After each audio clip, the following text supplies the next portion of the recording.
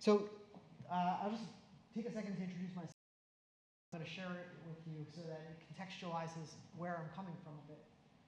So I'm currently a visiting professor here at Fyrirlestur, which is really a phenomenal experience for me. But back in the States, I'm a professor of aerospace engineering.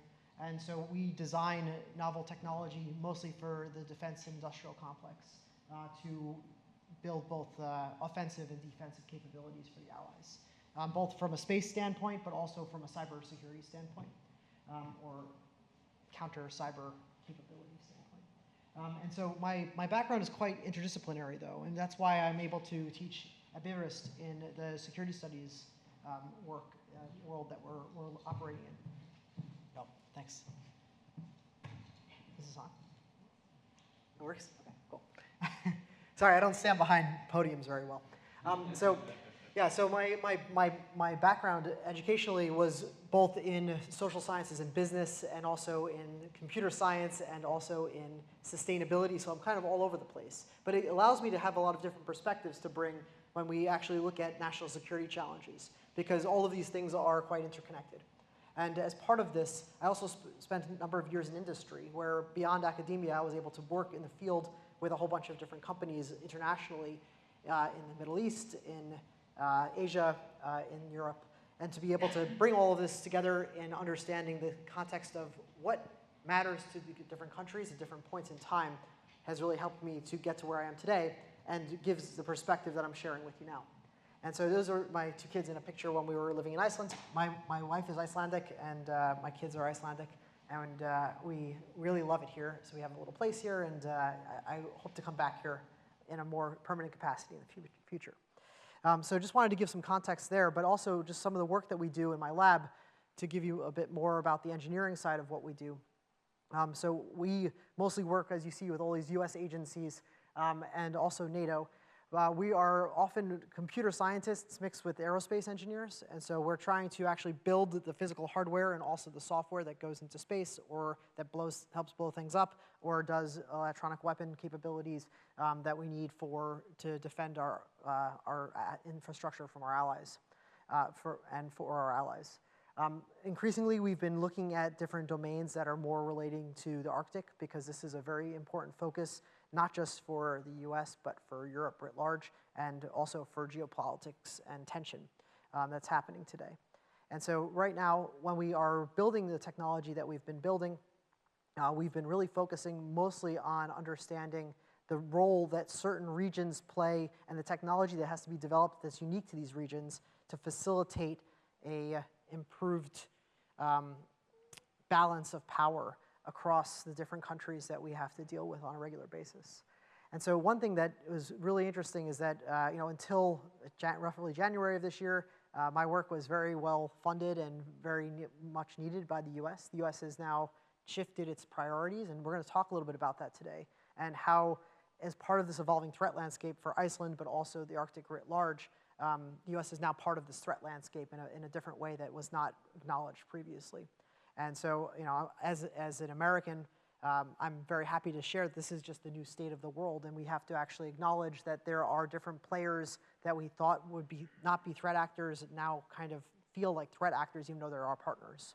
And so this is something that I want to contextualize as, I do a lot of work for the US government. I am an American, and I serve all of these different agencies, but we have to be honest with ourselves and understand what the threat actors look like for this region. So I think my talk will start with just kind of contextualizing some of the relationship that the US has with Iceland. And so in 1951, the initial defense agreement that was put in place by the US and Iceland as part of the Iceland joining NATO was, back in 1951, Iceland was a very different place than it is now in terms of how it has culturally and economically evolved. And we knew at that time that Iceland was not really capable at all of defending itself if someone decided to come take it over. And again, 1951, right after World War II, very different times, before the whole Cold War stuff started, a lot of concerns, right? And so as part of this original defense agreement, it basically said that in order for Iceland to fully participate in NATO, they needed to have a protector of sorts, and the US was that protector. There was a little bit of provisions also that the UK had a role as well, but it was mostly that the US would have to take ownership of the defense support for Iceland if something were to happen to Iceland. It wasn't that NATO was supposed to take care of Iceland, it was the US was supposed to take care of Iceland. And that was interesting, right? Because every other country that signed the articles for NATO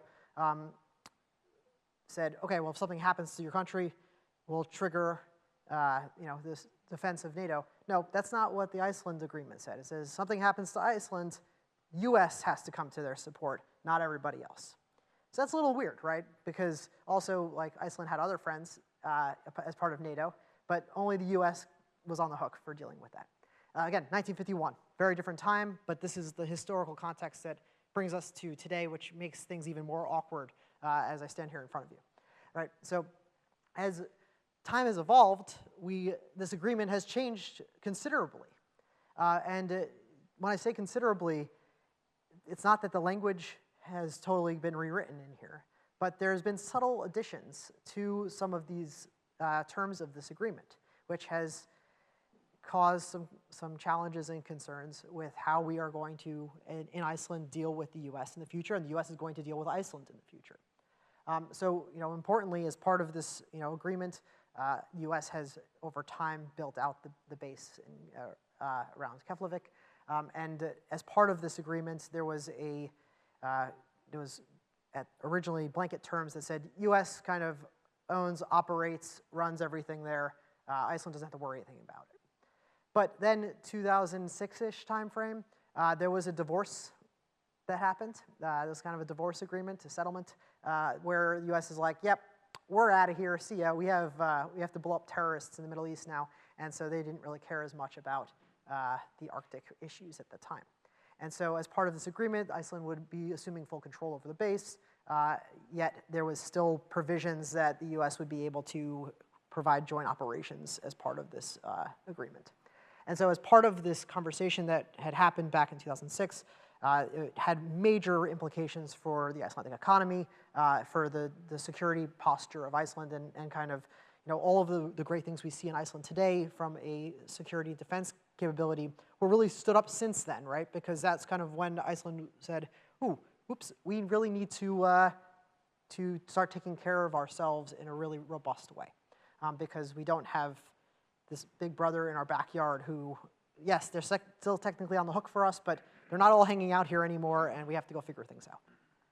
So that was important. That's important context, because as back in 2006, the U.S. again had other priorities, but time has continued to change.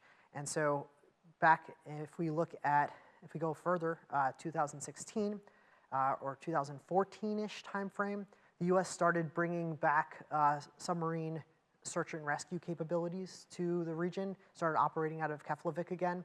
This was not part of a new agreement. It just kind of happened as an informal relationship that was established as part of just kind of the legacy agreement or the legacy trust that had existed, the mutual trust that had been established across the different countries.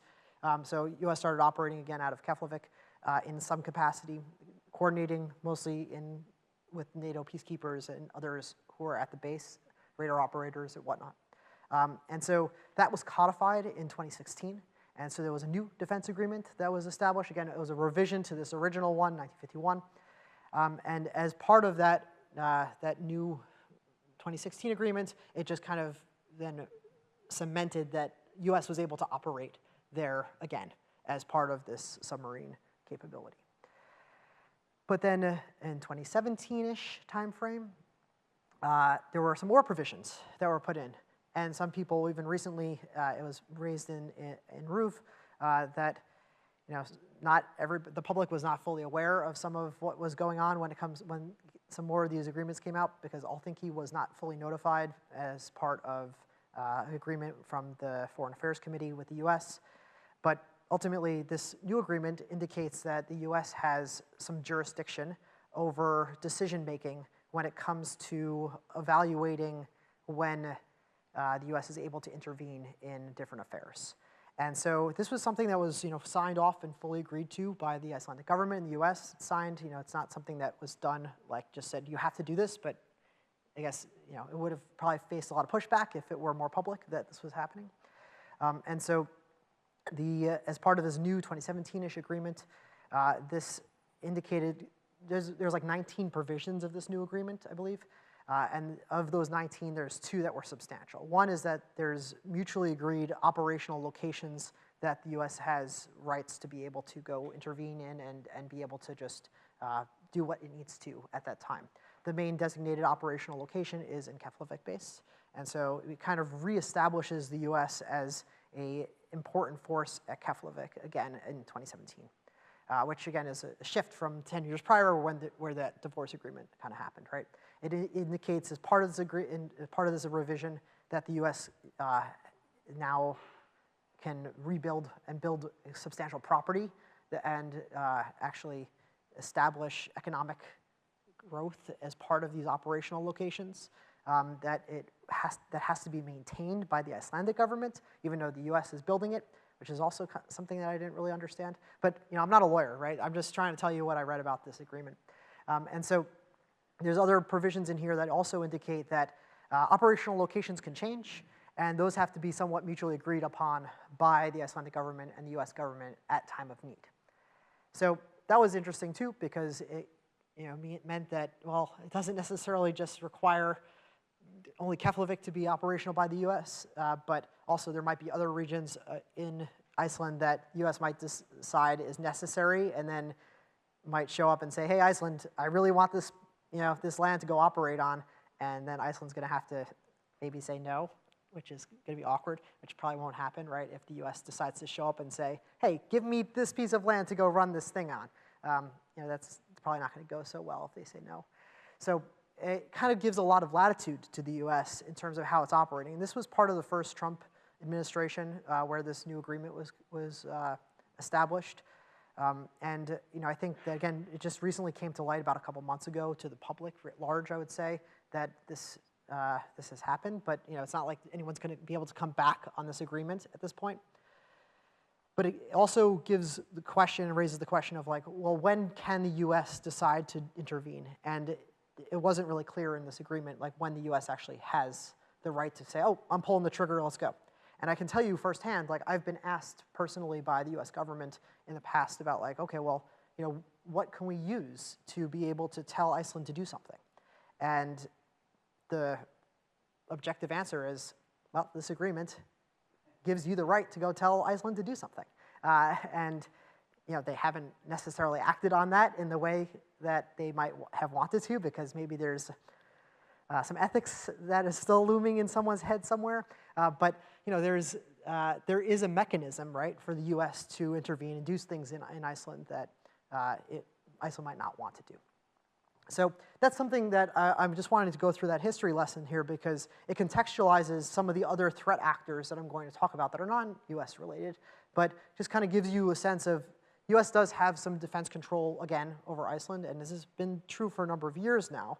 But again, we have to try and think about this in the context of the new geopolitical tensions that exist.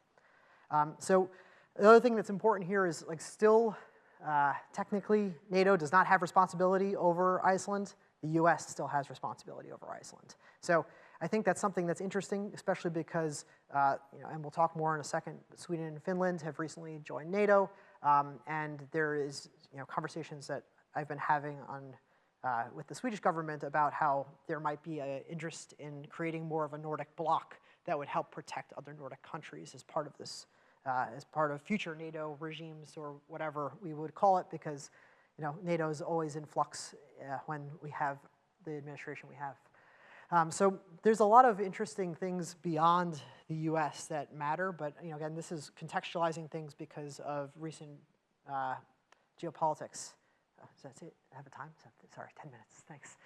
So recent geopolitical events help us understand why different parts of the Arctic are really interesting right now. Most importantly, like I talk about in the class that I teach at Bifröst, there's something called the GUK gap, the Greenland-Iceland-UK gap. It is incredibly strategic when it comes to both trade and defense. This is the main submarine warfare capability thoroughfare, essentially, that Russia uses to get to the US. This is a massive trade route, north trade route to get to Northern Europe between the US and Canada.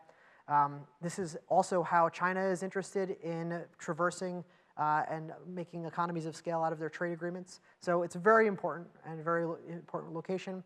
Obviously, it goes right past Iceland and Greenland, which is right there as well, which the U.S. is interested in right now. But we'll talk more about that in a second. So who's this? Does anyone know? You know these guys? Yeah, Lenin. Yeah, good.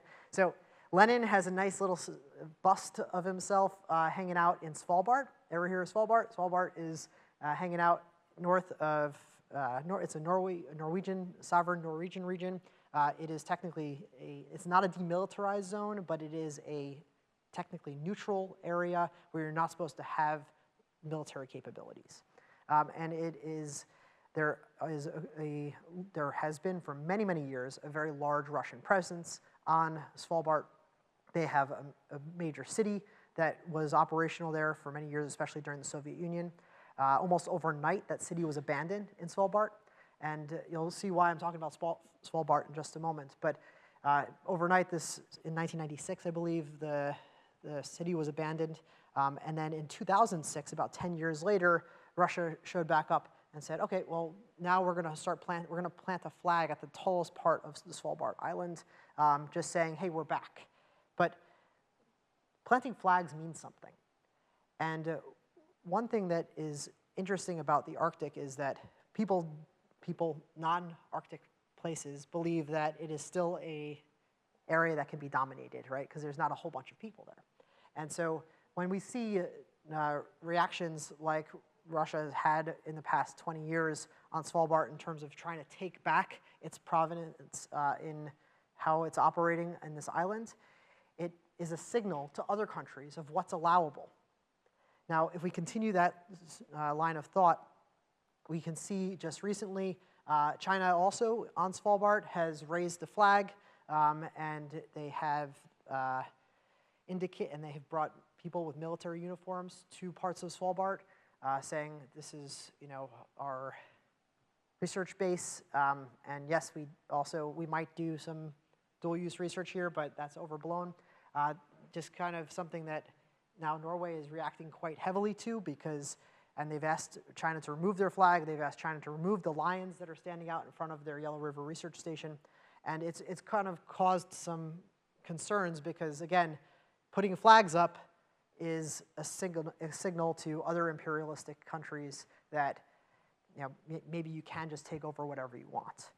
And so something that is another point that can be brought into the equation here is how Sweden and Finland and their recent joining of NATO has created a new weird dimension to the Arctic security landscape, where Sweden and Finland have had to fend for themselves for many years, and they've had to develop military capabilities to really establish themselves as something to be reckoned with. And in order to be able to compete, they've built a massive defense industrial base in these countries, where now other NATO countries are hoping to learn from Sweden and Finland in terms of how they can operate. Now, why does this matter back to Svalbard? Why does it matter back to Iceland? Why does it matter back to Greenland? Well, it's because actually the US and other NATO countries don't really know how to operate in the Arctic the same way that Sweden and Finland do.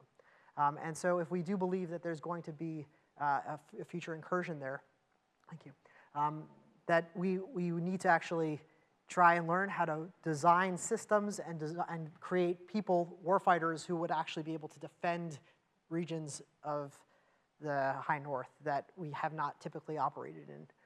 And so if we look at the EU as a player here, it's not something, unfortunately, EU has a bunch of interesting doctrine about the Arctic, but guess what? They don't do anything, right? Like, it's not really a big part of what the EU cares about when it comes to their security posture. They do not have anything unique about the Arctic when they talk about security. And yes, there's a great bunch of white papers, but this is not practically what they've been focusing on in the past couple of years, at least from a technology development standpoint, from a warfighter development standpoint. This is not something that's been engaged. So right now, there's a lot of questions that are starting to float around. For Norway, maybe for Iceland, for Greenland. Now, does the EU help us here? Like if we kind of try and kick the EU and say, hey, like, can we get some better security in this region? Is the EU well positioned for this? I don't think so right now. And so I think there needs to be a lot more discussion about what does it mean to be an Arctic state and be able to operate in an area that does have tensions that other geopolitical actors are really interested in. So, to capitalize on all this, we talked about signals and symbols from Russia and China and Svalbard. We're starting to see similar symbolism from the US trying to take over parts of Greenland, or sharing that they want to take over Greenland. And this is obviously concerning for Iceland as well, because it's pretty close, but also there's already this defense agreement in place, which kind of indicates that the US might be able to show up when it wants to and do things. And so the latest proposal on the table for Greenland, and from what I've been following, is that the US wants it to become a state that's akin to the Marshall Islands. Does anyone know about the Marshall Islands? It's basically a zone where technically it's not really owned, it's kind of independent, but the US pays for everything that happens there, and the US has rights to anything it wants to do there. But it's independent, and they have their freedoms, technically. And so this is what the US is trying to propose to happen to Greenland. Greenland's kind of interested in some capacities, right, because they like their independence, they want their independence, but also are pretty scared that the US is going to go back on their word on a whole bunch of things, which sometimes happens. So these are really big questions that are out there right now, and the notion of planting flags and the notion of being able to coalesce power in these Arctic nations is something that's really concerning at this point in time. And so I think the big question that we have to ask ourselves in Iceland, but also in the Arctic writ large, is, are we ready for what the next step is here? Because my understanding is that if we are operating in the current state of play, we have absolutely no infrastructure, we have no people, and we have no educational training available to be able to operate akin to and to be able to beat these threats. And I think that's something that we need to really consider heavily, especially as we just heard about all of these hybrid threats that are out there. It's not something that we've planned for over the past decades, especially in the Arctic context. And I think Iceland needs to really think about this hard. But that wraps up my talk. Hopefully I didn't go over time. Thanks everyone for having me.